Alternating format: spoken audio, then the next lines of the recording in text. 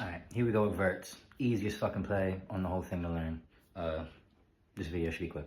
Okay? Start with zone. This is a zone beater, okay? You can run, 4 Verts out of twins. I like it better out of trips.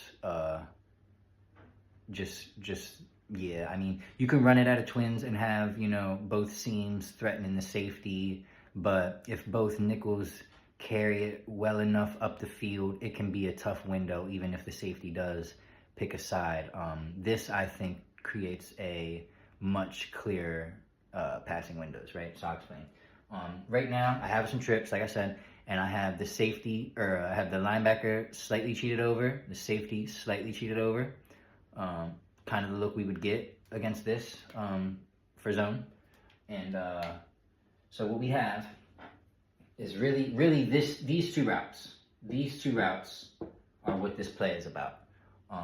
This is to run your guy off. This is to run your guy off. Obviously, if we look up and one of our outside receivers is running past their guy, we're gonna let it fly. But that'd be something you kind of get a grasp of pre-snap with the corner's depth or something like that.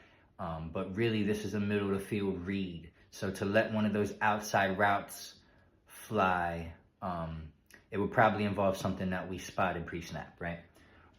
So really, it's these two defenders that we're putting in a bind, right? So ideally, every time we want to hit this Z, the easiest one to hit, right? Gets upfield, gets behind the linebacker, straight across. Or not, I'm sorry, not straight across. Post across his face in front of the safety. Behind the linebacker, under the safety. That's this route. Behind the backer, under the safety, sort of like a shallow post. Not quite as deep as a traditional post, right? And then with the Y, we are aiming to get behind the safety with like a skinny post, if anything, honestly. Because, and the reason why for the skinny post is, we'll have one of two things happen, right? This guy could sink and carry with this, but mind you, he doesn't know it's breaking in, so he's going to be sinking vertically, and then we're going to be shooting across. We could probably still get open here, even with the Mike's attention on the Z in zone. But if between the fact that he feels like he can pass this off to the safety, or, the center going this way caught his eye, caused him to freeze, whatever. If this guy's out of position, we rip this.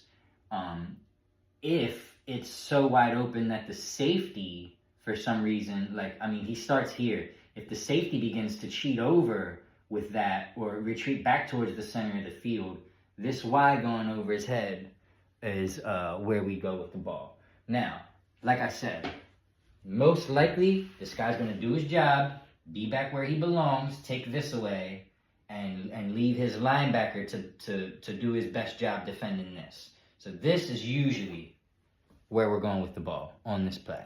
Pretty hard to defend. Now, the reason we have the double over here already lined up wide is to threaten this flat defender and make it to where it would be less smart of them to completely slide the defense over, right? Because in trips, they could hard slide. This guy become the Mike. He's moved over, and now they're better suited to deal with all this. The presence of the double here can keep this flat defender true, and we've got a flat going towards him, plus the presence of a double, which is going to be what prevents this guy from ever sinking into this throwing lane, right? So we're not worried about this guy ever disrupting this play. We're reading the mic. When this guy crosses the face of the mic, we are letting it rip, unless as we're going to let it rip, we see the safety is somewhere over here to make a play on it, and we immediately launch this thing middle of the field to Y, okay? Deep, get under it type of throw. So that's against zone. Against man. Now, honestly, the way I have them lined up is not really indicative of man, but I guess we could rock with it. really the safety would be down. Like the safety would have one of these guys, right? Let's just say this would be this. The safety would take this. The Mike's got the center in a man situation. So again, we're still looking to target the Z, breaking across the middle here.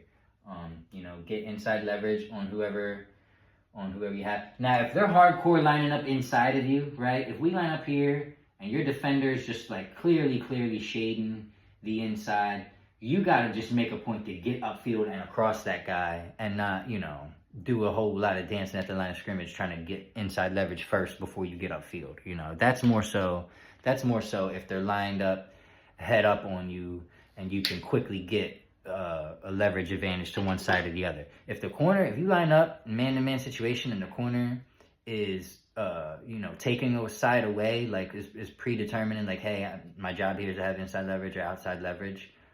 You know, let's not fight upstream trying to regain the leverage to the side that it's his job to take away, right? So we'll just beat him with speed upfield, get him to turn his hips, and then break across his face to try to defeat that leverage, right?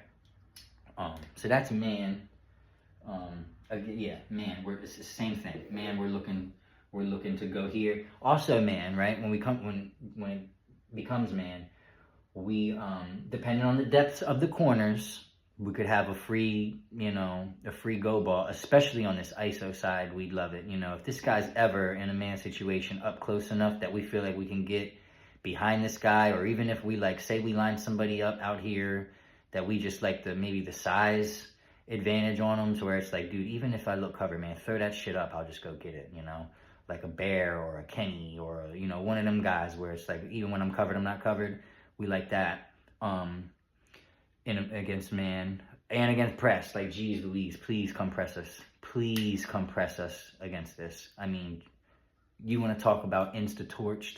You're insta-torched if they press us on this play. And then against blitz, I don't know that, again, I wouldn't call this to beat blitz. If we lined up, liked everything about the defense except for the fact that they're blitzing, I don't know that the blitz would necessarily cause me to move off the play. I mean, you have some options, but again, you're going to have to tweak them. Make this, you know, quick skinny post just like a true 3-step slant or something. Like, you know, blitz doesn't always have to be, hey, does our play incorporate a blitz beater? If not, let's change the play. It could just be, you know, change a route or two, and now we do have something to you know, make them pay for the blitz, right? So the more we get into it, the more we'll know what those go-tos are, and especially considering what other routes are around it. We'll have a better idea of, hey, you know, what to go to, right? So, yeah, that's everything. Verts, pretty easy. Oh, I'm sorry, I didn't do secondary play. Right before I almost did it. Secondary, nothing really changes, right? We swing it to the guy. Here's this, you know, this coming across. It's you know, you kind of want to retreat down a little bit because we have a deeper one. Just mind your spacing, you know. Not every time we do this does somebody have to be 3 yards from the line of scrimmage on the hash and 15 yards. It's not an exact thing. We're just trying to get to those 4 general areas and have an option for secondary plays, right? All right, now that's it.